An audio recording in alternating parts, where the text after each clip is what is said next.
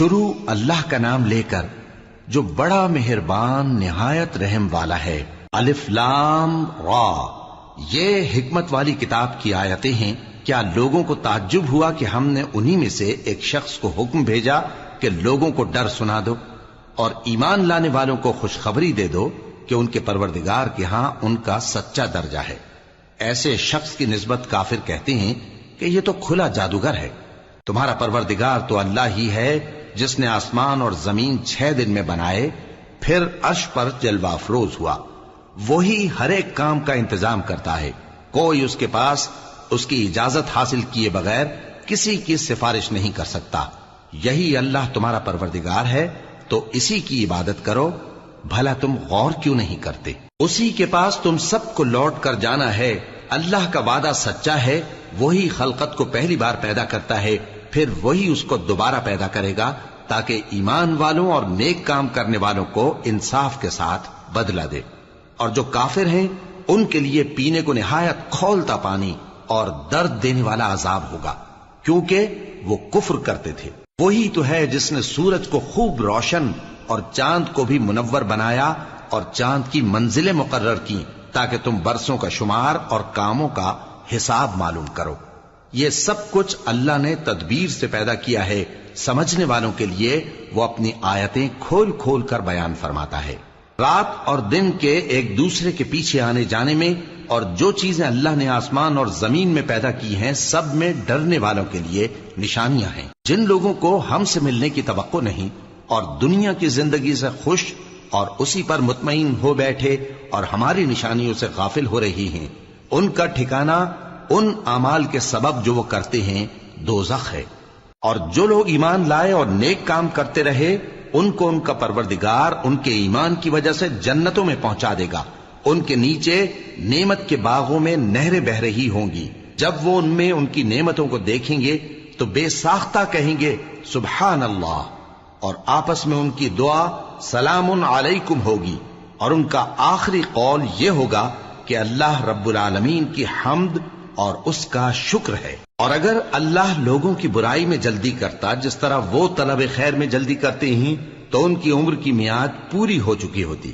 سو جن لوگوں کو ہم سے ملنے کی توقع نہیں انہیں ہم چھوڑے رکھتے ہیں کہ اپنی سرکشی میں بہکتے رہیں، اور جب انسان کو تکلیف پہنچتی ہے تو لیٹا اور بیٹھا اور کھڑا ہر حال میں ہمیں پکارتا ہے۔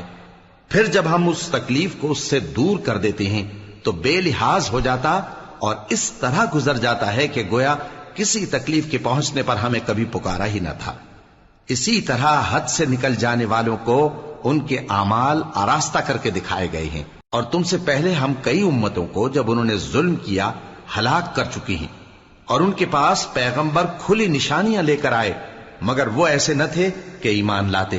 ہم گنہگاروں کو اسی طرح بدلہ دیا کرتے ہیں۔ پھر ہم نے ان کے بعد تم لوگوں کو ملک میں خلیفہ بنایا تاکہ دیکھیں کہ تم کیسے کام کرتے ہو۔ اور جب ان کو ہماری آیتیں پڑھ کر سنائی جاتی ہیں تو جن لوگوں کو ہم سے ملنے کی امید نہیں وہ کہتے ہیں کہ یا تو اس کے سوا کوئی اور قرآن بنا لاؤ یا اس کو بدل دو۔ کہہ دو کہ مجھ کو اختیار نہیں ہے کہ اسے اپنی طرف سے بدل دوں، میں تو اسی حکم کا تابع ہوں جو میری طرف آتا ہے۔ اگر میں اپنے پروردگار کی نافرمانی کروں تو مجھے بڑے سخت دن کے عذاب سے خوف آتا ہے۔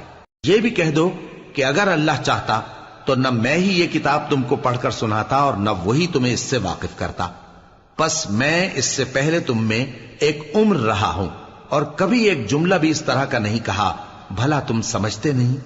تو اس سے بڑھ کر ظالم کون ہوگا جو اللہ پر جھوٹ باندھے یا اس کی آیتوں کو جھٹلائے؟ بے شک گنہگار فلاح نہیں پائیں گے۔ اور یہ لوگ اللہ کے سوا ایسی چیزوں کی پرستش کرتے ہیں جو نہ ان کا کچھ بگاڑ ہی سکتی ہیں اور نہ کچھ بھلا ہی کر سکتی ہیں، اور کہتے ہیں کہ یہ اللہ کے پاس ہماری سفارش کرنے والے ہیں۔ کہہ دو کیا تم اللہ کو ایسی چیز بتاتے ہو جس کا وجود اسے نہ آسمانوں میں معلوم ہوتا ہے اور نہ زمین میں؟ وہ پاک ہے اور اس کی شان ان کے شرک کرنے سے بہت بلند ہے۔ اور سب لوگ پہلے ایک ہی امت یعنی ایک ہی ملت پر تھے، پھر جدا جدا ہو گئے۔ اور اگر ایک بات جو تمہارے پروردگار کی طرف سے پہلے ہی طے نہ ہو چکی ہوتی تو جن باتوں میں وہ اختلاف کرتے ہیں ان میں فیصلہ کر دیا جاتا۔ اور کہتے ہیں کہ اس پر اس کے پروردگار کی طرف سے کوئی نشانی کیوں نازل نہیں ہوئی؟ کہہ دو کہ غیب کا علم تو اللہ ہی کو ہے، سو تم انتظار کرو، میں بھی تمہارے ساتھ انتظار کرتا ہوں۔ اور جب ہم لوگوں کو تکلیف پہنچنے کے بعد اپنی رحمت سے آسائش کا مزہ چکھاتے ہیں تو وہ ہماری آیتوں میں ہیلے کرنے لگتے ہیں۔ کہہ دو کہ اللہ بہت جلد تدبیر کرنے والا ہے، اور جو ہیلے تم کرتے ہو ہمارے فرشتے ان کو لکھتے جاتے ہیں۔ وہی تو ہے جو تم کو جنگل اور دریا میں چلنے پھرنے اور سیر کرنے کی توفیق دیتا ہے، یہاں تک کہ جب تم کشتیوں میں سوار ہوتے ہو اور کشتیاں خوشگوار ہوا کی مدد سے سواروں کو لے کر چلنے لگتی ہیں اور وہ اس پر خوش ہوتی ہیں، تو ناگہاں زناٹی کی ہوا چل پڑتی ہے اور لہریں ہر طرف سے ان پر جوش مارتی ہوئی آنے لگتی ہیں، اور وہ خیال کرتے ہیں کہ اب تو لہروں میں گھر گئے، تو اس وقت خالص اللہ ہی کی عبادت کر کے اس سے دعا مانگنے لگتے ہیں کہ اے اللہ، اگر تو ہم کو اس سے نجات بخشے تو ہم تیرے بہت ہی شکر گزار ہوں۔ پھر جب وہ ان کو نجات دے دیتا ہے تو ملک میں ناحق شرارت کرنے لگتے ہیں۔ لوگو، تمہاری شرارت کا وبال تمہاری ہی جانوں پر ہوگا، تم دنیا کی زندگی کے فائدے اٹھا لو، پھر تم کو ہمارے ہی پاس لوٹ کر آنا ہے، اس وقت ہم تم کو بتائیں گے جو کچھ تم کیا کرتے تھے۔ دنیا کی زندگی کی مثال میں کسی ہے کہ ہم نے اس کو آسمان سے برسایا، پھر اس کے ساتھ ملا جلا سبزہ جسے آدمی اور جانور کھاتے ہیں نکلا، یہاں تک کہ زمین سبزے سے خوشنما اور آراستہ ہو گئی، اور زمین والوں نے خیال کیا کہ وہ اس پر پوری دسترس رکھتے ہیں۔ ناگہاں رات کو یا دن کو ہمارا حکم عذاب آ پہنچا، تو ہم نے اس کو کاٹ کر ایسا کر ڈالا کہ گویا کل وہاں کچھ تھا ہی نہیں۔ جو لوگ غور کرنے والے ہیں ان کے لیے ہم اپنی قدرت کی نشانیاں اسی طرح کھول کھول کر بیان کرتے ہیں۔ اور اللہ سلامتی کے گھر کی طرف بلاتا ہے اور جس کو چاہتا ہے سیدھا رستہ دکھاتا ہے۔ جن لوگوں نے نیکوکاری کی ان کے لیے بھلائی ہے اور مزید اور بھی، اور ان کے چہروں پر نہ تو سیاہی چھائے گی اور نہ رسوائی، یہی جنتی ہیں کہ اس میں ہمیشہ رہیں گے۔ اور جنہوں نے برے کام کیے تو برائی کا بدلہ ویسا ہی ہوگا، اور ان کے چہروں پر ذلت چھا جائے گی اور کوئی ان کو اللہ سے بچانے والا نہ ہوگا۔ ان کے چہروں کی سیاہی